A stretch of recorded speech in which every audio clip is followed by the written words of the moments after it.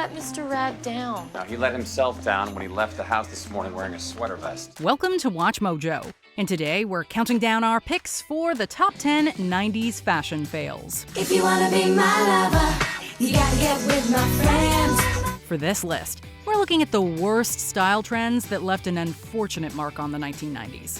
Were you guilty of any of these fashion crimes? Let us know in the comments below.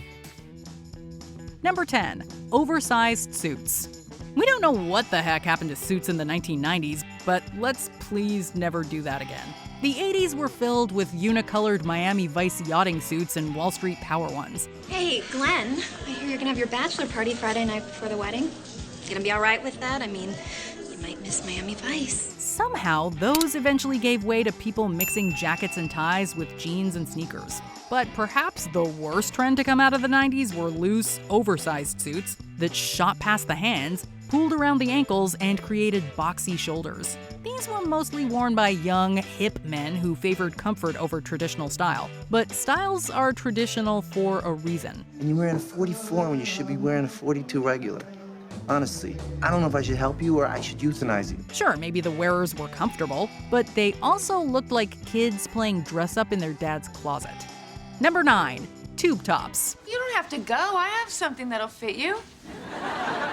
I put that tube top on as a joke. The general idea of tube tops actually dates back to the 1950s. Following a brief hiatus in the 80s, they returned in full force throughout the 90s and early 2000s. You couldn't turn on the TV without seeing some celebrity rocking these tops, which are without both shoulders and sleeves. However, they failed for numerous reasons. Many parents didn't let their teenage daughters wear them, and there typically wasn't much other than tight elastic bands keeping them up. What's sharking? It's when you run up on a lady on the streets and pull a tube top down while your friend videotapes it. It's considered a crime here. Thanks a lot, Puritans. This meant a high degree of risk, not to mention lots of fidgeting and adjusting. Tube tops haven't fully disappeared, but they aren't as popular anymore. Luckily, we all eventually realized that shoulder straps were not such a horrible idea after all. I got a sexy new tube top that says "Come hither" and a can of pepper spray that says "Close enough, Jack." Number 8. Jenko jeans. Blue jeans, as we know them with rivets and all, have been around since the 1870s. It took us over 100 years to get Jenko, but there's a reason no one thought of doing it before. Street looks and comfort were very in throughout the 90s, and Jenko was one of the trend's big contributors. After that, there was little color left in the world for young Jake. My earring, less gold, my Jenko jeans, less purple. Are you sure you were becoming cool? Yeah, why? The company became known throughout the USA for its baggy, ultra-wide men's and boys' jeans. They started wide around the waist and only got wider, ending in ridiculous leg openings that swallowed feet and ankles. These are just like the one Busy Bone wears in Bone Thugs and Harmony. Spot me $80 real quick? To make matters worse, they also featured embroidery like flaming skulls and ferocious dogs. You know, cool things that stuck it to the man. Thankfully, this fad died as quickly as it came. Those are supposed to be baggy pants. Baggy! Ooh. Number 7. Sweater vests. Sweaters are nice. Vests are nice. Sweater vests, however, are a fashion disaster. Given that you're wearing a new sweater vest, you may have heard new sweater vest. And possibly, though far less likely, nice sweater vest. They were worn throughout much of the 20th century and increased in popularity throughout the 70s. However, they were still very much around by the 90s. These vests are often sleeveless, feature a V-neck neckline, and flaunt either an argyle or striped pattern. Say things like that, it makes me want to rip that sweater vest right off. They are typically found on golf courses and cricket pitches, or on the torso of college football coach Jim Tressel.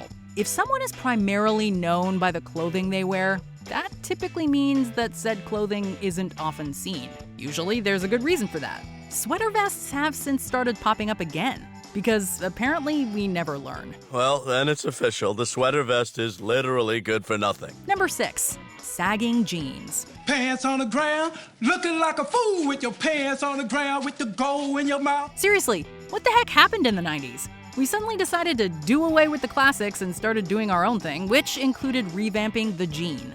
Not only were they now wide and emblazoned, but they were also sagging. Sagging jeans are exactly what they sound like. They sit well below the wearer's waist and reveal most of the underwear. We're just a couple of pimps, no hoes. Sir, you gotta leave. Okay, leave now. We're gonna call the cops. There's bonus fashion points up for grabs if there's a belt around the butt. This style became prominent in the 90s thanks in part to hip-hop culture, creating a generation of young nonconformists who didn't adhere to grandpa's style. No, we flaunted our underwear and we were proud of it. Why, you ask? We're not sure anybody knows. And you have young patients coming in with complaints that their feet are going numb, their legs are hurting, and really the quick fix is to pull up your pants and or relax the belt. Number 5, platform shoes. You can thank Vivienne Westwood and the Spice Girls for this one. Platform shoes were popular into the 1980s, but like all fads, they eventually fizzled away and faded from the public consciousness. Your fish are dead. Yeah, I know. I can't get them out of there. In came Vivienne Westwood, whose super elevated ghillie shoes probably inspired the Spice Girls to wear their famous buffaloes. And because the Spice Girls were arguably the biggest girl group on the planet, platform shoes spread through the mainstream. But once again, people realized that they were both impractical and uncomfortable. Though we'll never get tired of listening to the Spice Girls, we can't say we ever want our feet reuniting with these shoes. I'll tell you what I want, what I really, really want. So tell me what you want, what you really, really want. Number 4, neon windbreakers.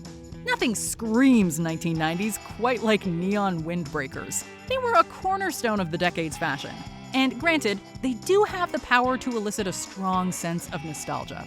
But we'd say our memories are where they should stay. I mean, we can't really change who we are anyway, right? Wish you'd told me that before I threw away my windbreaker. The windbreakers featured sharp patterns and bright colors like blue, pink, and yellow. They were often quite wrinkled as well, even if they were fresh off the shelf. The bright colors and the accompanying swishing noise meant that you were never ignored on the street. In fact, I'm so cool, I'm gonna go pick up myself one of those polyester-style jackets. What do you call them? They're kind of slippery, they swish. Windbreaker, that's the word. You don't typically see windbreakers all over the place anymore, let alone such bright ones. They have long been left behind in the fashion culture. A dusty relic of a simpler time when everyone embraced blinding gaudiness. I forgot my windbreaker, it's chilly. Number 3, jorts. There are many types of classic shorts, but jorts are certainly not one of them. Kate, you didn't tell us how handsome Kurt is. I love your jean shorts. Babe. These aren't quite Daisy Dukes. They don't have the same sensual allure, and they're often much longer. How come you have that awesome fray on your shorts? Well, I don't have that. Haha. That, sir, is because you purchased blue jean shorts, whereas I purchased blue jeans and cut them. No, these are ridiculous pants-shorts hybrids that don't really know what they want to be. A portmanteau of jeans and shorts, jorts are typically jeans that stop at the knee. But for what purpose? Why not either be an actual pair of jeans or denim cutoffs? Why stop at the knee and be some bizarre and ugly combination of the two? Truly, we don't know what anybody was thinking wearing jorts. Jean Shorts Weekly? Ooh, an interview with Andre Agassi. Yes, please. Number 2, tinted sunglasses. Throughout the 90s, we collectively decided that classic black and brown sunglasses were out. We wanted to be different and colorful, so we added a pair of tinted sunglasses to go with our blinding windbreakers. My fashion sense may cause envy, but I have a lot to offer. They came in all sorts of colors, so everyone could find a hue they liked. All the colors of rainbow from mauve to blue. Now, tinted sunglasses can definitely work, provided the color is nice and it matches the outfit. But this was the 90s, so we didn't care about concepts like matching. Carlton, what the hell are you wearing? Yo, this? Carlton, you look like a pirate. As a result, these sunglasses typically veered from stylish into garish and unattractive. Even Justin Timberlake couldn't pull them off, and that man pulls off everything. Before we continue, be sure to subscribe to our channel and ring the bell to get notified about our latest videos. You have the option to be notified for occasional videos or all of them. If you're on your phone, make sure you go into your settings and switch on notifications. Number 1, low-rise jeans. Oh my God, Peter, what the hell are you wearing? Jeans. Nothing screams the late 90s quite like low-rise pants. The popularity of these jeans is often attributed to fashion designer Alexander McQueen, but the newfangled fashion eventually trickled down and percolated throughout mainstream society. Suddenly everyone, including A-list celebrities, was wearing them. Nice jeans, Boyle. Those are surprisingly low-waisted. Eyes up here, Gina. I'm more than just a piece of ass. As the name implies, these jeans sit below the waist and are often worn in combination with crop tops, which in turn exposes the entire midriff. I can't take it anymore. How could you walk around like that every day? Every day, every day. This is a look that defined the late 1990s and early aughts. Yet like most new fashions, we eventually moved on, and midriffs were once again covered up. There have been signs that these oft-maligned garments may be making a widespread comeback. Here's hoping their resurgence fails and they stay in the past where they belong. Do you agree with our picks? Check out this other recent clip from WatchMojo, and be sure to subscribe and ring the bell to be notified about our latest videos.